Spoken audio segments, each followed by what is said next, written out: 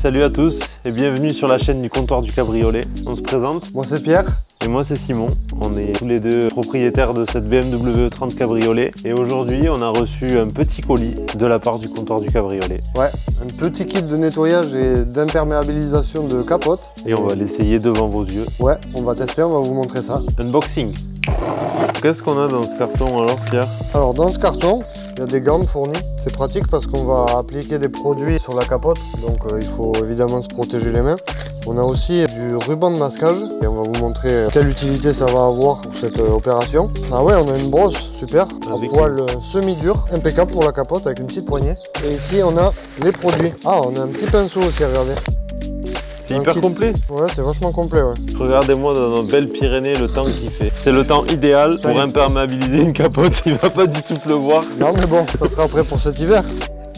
Alors, qu'est-ce qu'on a comme produit? On a ici à droite le nettoyant de capote et à gauche, c'est l'imperméabilisant de capote. On va vous montrer comment utiliser ces deux produits, en quoi ça va nous être utile parce que depuis qu'on a commencé la restauration de cette voiture, ça nous a pris du temps, elle est restée longtemps dans notre garage. La capote, on n'a pas forcément pris soin de la camoufler, donc on s'est retrouvé avec des traces partout sur la capote. Vous allez le voir, on va vous faire quelques images zoomées. On a des traces à droite à gauche, enfin, elle est neuve, mais elle a pris la saleté depuis le temps, quoi. Malheureusement, le toit étant un toit qui a un certain âge, il y a toujours un peu de poussière, un peu de machin. Le chat est monté dessus aussi. Le chat, ouais, il a fait 1 ou 2 nuits dessus. Il dormait très bien sur cette partie. Donc aujourd'hui, on va essayer ces deux produits et on va voir ce que ça donne. Allez, c'est parti. Alors Simon, quelle est la première étape? Ce qu'on va faire, c'est qu'on va masquer la voiture. On a acheté des bâches, juste manière de la protéger en entier et de laisser apparent que la capote. Donc ce qu'on va faire, c'est qu'on va la tirer et on va la faire passer à l'intérieur pour éviter de faire rentrer de l'eau parce que nous, on n'a pas encore remonté tous nos joints, etc. C'est bon mon Pierrot? C'est bon, on a camouflé au maximum les parties visibles de la caisse et de la carrosserie pour pouvoir passer les produits sans abîmer la peinture neuve. Avant de passer le nettoyant, on va l'humidifier avec un jet d'eau. Elle n'est pas vieille cette capote, mais elle n'est pas imperméabilisée, donc on voit que l'eau rentre quand même un minimum. On vous fera voir après la passe de l'imperméabilisant ce que ça donne. Notre capote elle est humidifiée, c'est bon. Maintenant on va passer au nettoyage. Pour ça on prend le produit nettoyant, le Soft Top Cleaner. On va bien secouer le flacon avant de l'appliquer. On va le verser dans un récipient. Ici on a pris un petit seau à cet effet. Et ce produit il ne se dilue pas. On l'applique pur sur la capote. Avec un pinceau, le pinceau qui est fourni avec, on va aller l'appliquer sur la voiture. Première vidéo à l'extérieur depuis 1 an. Première fois qu'elle ressort. Ouais, et elle ressort grâce au kit très nouveau.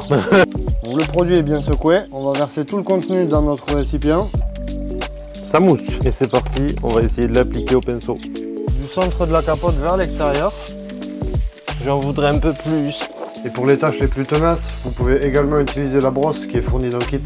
On va essayer de la recouvrir de produit. Hein. Un bon shampoing là. Hein. Ça fait plaisir de la shampouiner d'ailleurs. Si vous voulez voir la restauration de cette voiture, il y a beaucoup de vidéos sur la chaîne de Mécatechnique et sur la nôtre, Pyrénées BMW. N'hésitez pas à aller faire un tour. Et ensuite, il faut laisser agir, c'est ça? Ouais, pour les capotes très sales, on peut laisser agir 15 minutes. Donc nous, bon, elle est neuve et elle n'est pas très sale. On va laisser agir un petit peu et après, on viendra rincer avec de l'eau claire.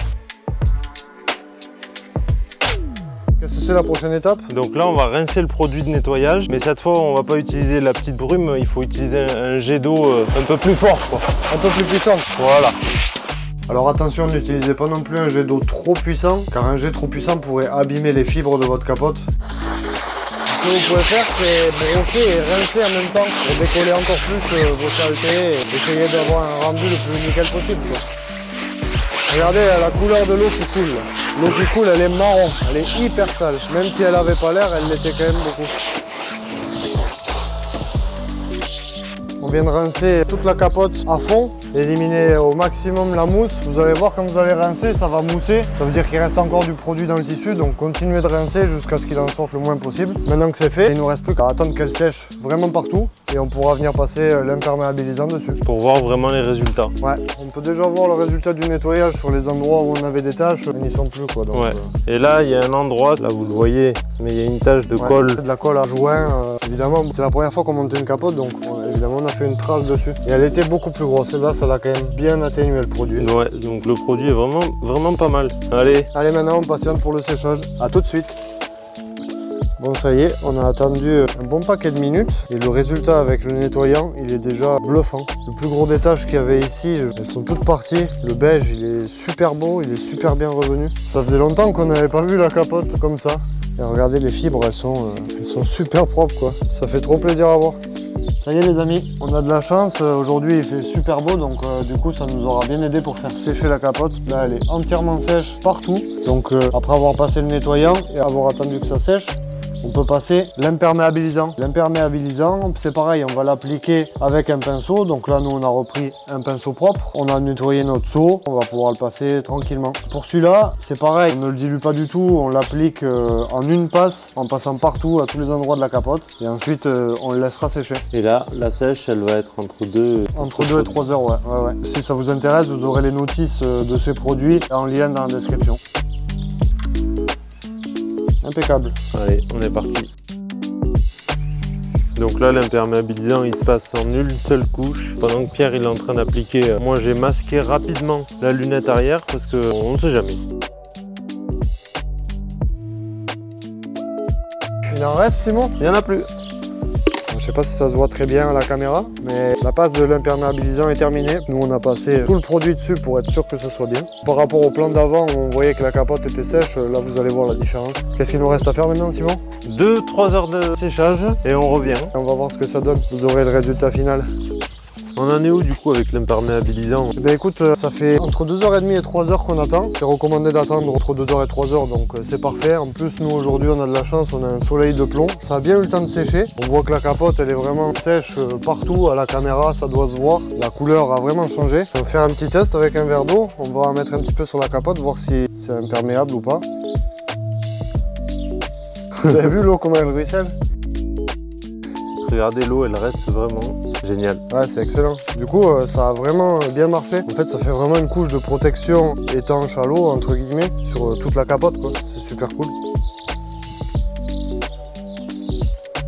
C'est tout sec? Ouais, au toucher, ça reste tout sec, quoi. L'eau, elle ruisselle vraiment dessus. Merci le comptoir du cabriolet. Bon ben nickel. Ouais, on a retrouvé une capote neuve alors qu'elle n'était plus, hein, puisqu'elle a passé un an dans le garage. Elle était bien sale et ça a franchement bien rendu le tout comme neuf quoi. Ce qu'il nous reste à faire maintenant que la capote est nettoyée et imperméabilisée, c'est débâcher toute la voiture. Ça y est, on a débâché la voiture. La capote est vraiment super clean. Ça fait trop plaisir. Ce qui est important, c'est de bien la laisser sécher avant de commencer à la manipuler parce que si vous la manipulez et qu'elle n'est pas sèche, vous pouvez recoller des saletés dessus. Ce qui va nous rester à faire, c'est nettoyer un peu la lunette. On a quelques traces encore sur la lunette arrière, mais dans l'ensemble, le résultat, il est vraiment terrible. Entre le nettoyage et l'imperméabilisant, franchement, on recommande chaudement ce produit. Merci d'avoir suivi cette vidéo et on se retrouve peut-être bientôt sur la chaîne du comptoir du cabriolet. Ciao les amis!